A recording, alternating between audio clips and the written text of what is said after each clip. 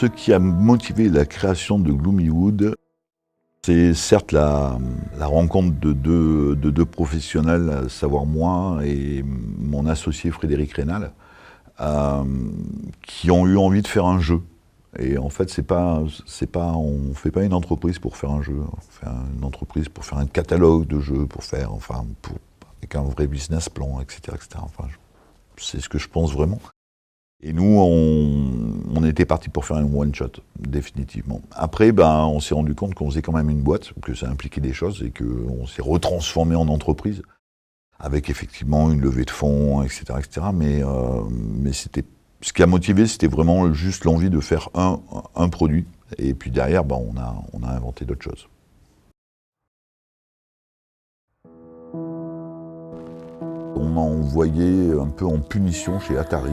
Je sortais d'une école d'informatique où effectivement on ne travaillait que sur des gros systèmes qui traitaient des choses de comptabilité, quelque chose que j'aimais pas trop faire en fait.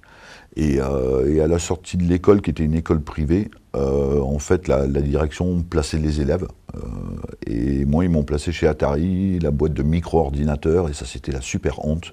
Mais moi je trouvais ça assez rigolo, à part que quand même j'ai perdu 4/12 à un œil, à force de regarder ces écrans cathodiques qu'on avait à l'époque pour travailler donc sur Atari 400 et 800. Ah, c'est pas le business le plus sécuritaire qu'on imagine dans le jeu vidéo. C'est pas pour rien qu'on trouve peu d'investisseurs d'ailleurs dans le domaine. C'est assez à haut risque. Ouais. Le financement participatif, très clairement au départ, c'est parce qu'on avait besoin d'argent pour lancer notre projet. Le choix d'Ulule déjà par rapport à Kickstarter, où se trouvent 95% des jeux vidéo, c'est un peu un choix de feignant, parce que animer la communauté en anglais, etc., c'était un peu compliqué. Mais c'était aussi un choix, enfin, très clairement, Frédéric et moi, on a fait des jeux du temps où en fait on pouvait, le marché supportait de faire des jeux pour le marché français.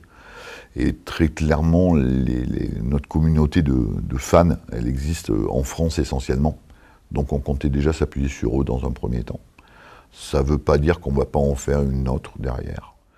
Après, ce qui s'est passé, c'est qu'on a eu un investisseur qui est rentré dans notre capital une semaine avant le début de la campagne. Donc au dernier moment, on a baissé un peu le plafond, le montant, et heureusement, parce que déjà ça a été dur comme ça.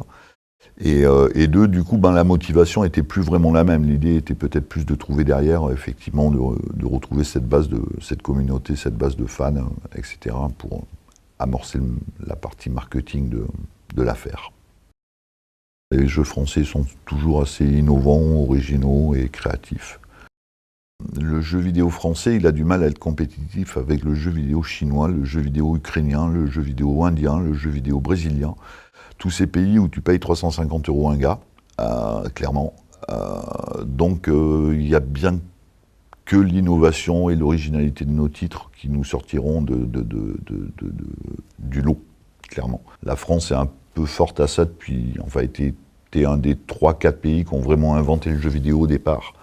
Et je pense que c'est important, même pour les nouvelles générations, juste parce que ça te crée un historique sur lequel tu peux t'appuyer pour justement continuer à innover, inventer et aller vers des nouvelles directions.